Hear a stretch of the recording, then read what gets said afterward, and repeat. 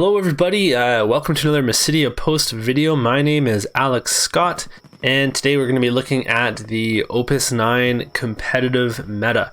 So I released a video recently that had the top meta results, but that listed for every single tournament there is, all the locals, the 4 people tournaments, whatever. So this is actually going to be a more of a competitive look at the meta, and we'll get into how I collected my data in just a second.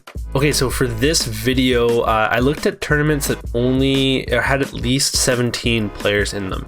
This meant that they were going to be 5 rounds of Swiss, and there wasn't really like a scientific reason for 4 rounds versus 5 rounds. Just that 5 rounds is more a little more thorough. There's more results, more games played, and when we get to that 17 plus area, we start to include mostly local qualifiers, Crystal Cups, Grand Opens, and tournaments like that, and we get to see a lot less of a local game night results, which can be kind of good, because I know for my locals sometimes we can go up to 4 rounds of Swiss, and I mean we can all be playing meta decks, which is great. We can get some good data, and then other weeks we'll have people that show up with all sorts of random decks. I certainly like to switch it up and play something fun, and you don't always get the best results. Whereas when you look at a local qualifier, I'm inclined to believe that people are bringing more competitive decks. People are bringing safer decks. People are bringing stronger decks, meta decks that are going to perform consistently. So I think it's pretty valuable that we're getting mostly results from those types of tournaments. So if we look at the chart here, you're going to see that Wind Water and Mono Wind are seeing a ton of play. They are by far the most played decks, followed up by Mono Ice, but then nothing else is in double digits. And I should mention that this is looking at 19 tournaments worth of data. So we're seeing a lot of Wind Water, and that's to be expected. Mono Wind is also seeing a lot of play, and I think that's partially into a fear of running into Mono Ice. And Mono Ice is being played because it's able to disrupt any deck it plays, and that's pretty valuable when you're trying to beat this meta of like fast plays and efficient plays and a lot of very, very strong decks. Mono Ice is just a good choice. I'm a little surprised that Ice Fire dropped off as much as it did, considering that it also has ways to disrupt other decks. And I'm also surprised again by Mono Lightning. So last Opus I was also tracking data, and we had an incredible amount of Mono Lightning decks. They were winning tournaments. There was like 30 decks played at one point, so obviously huge numbers. But we only have this meta so far. We have 7 Mono Lightning decks, and we have 1 tournament win by Mono Lightning.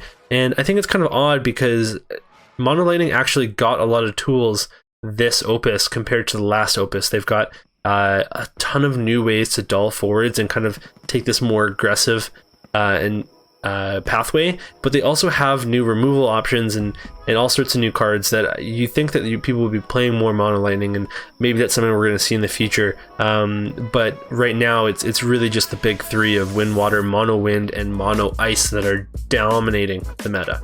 So let's look at which decks are actually winning these events, and I want you to take this with a grain of salt, because a lot of these decks are successful, and the fact that we're seeing all of these Mono Wind decks in the top 8 of tournaments is great. It means it's a strong deck, but they just don't seem to be closing out and winning the entire thing.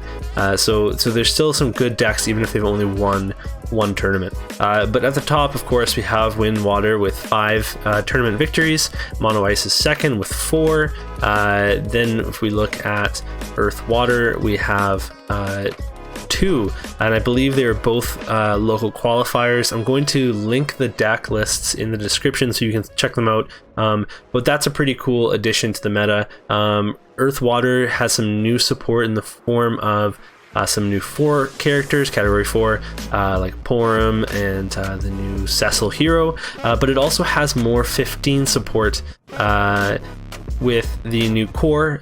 So we've seen both of those decks, I believe, were 15 oriented. They had the Noctis, Gladiolus, and Ignis, and then one of them had the new Cecil and had new Porums, some support in that way.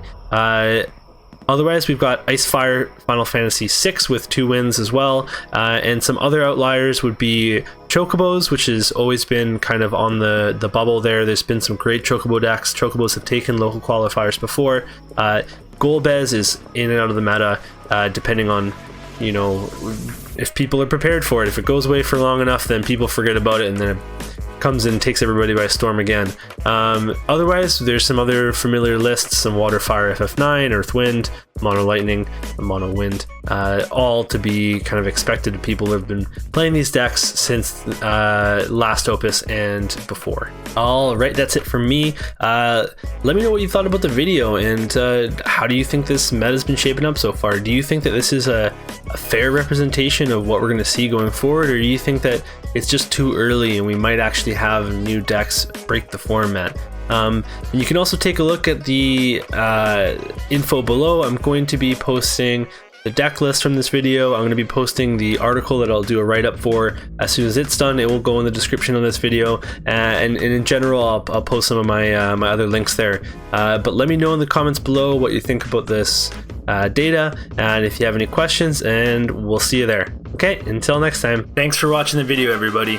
Please continue to support us by liking, commenting, and subscribing. You can also check out my articles at themysidiapost.com, and if you need any FFTCG products, then look no further than Cards of Ivalice. Finally, I'd like to thank FF Decks for making such an awesome site that I use every single day. Make sure you go and check out their Patreon, and we'll see you next time.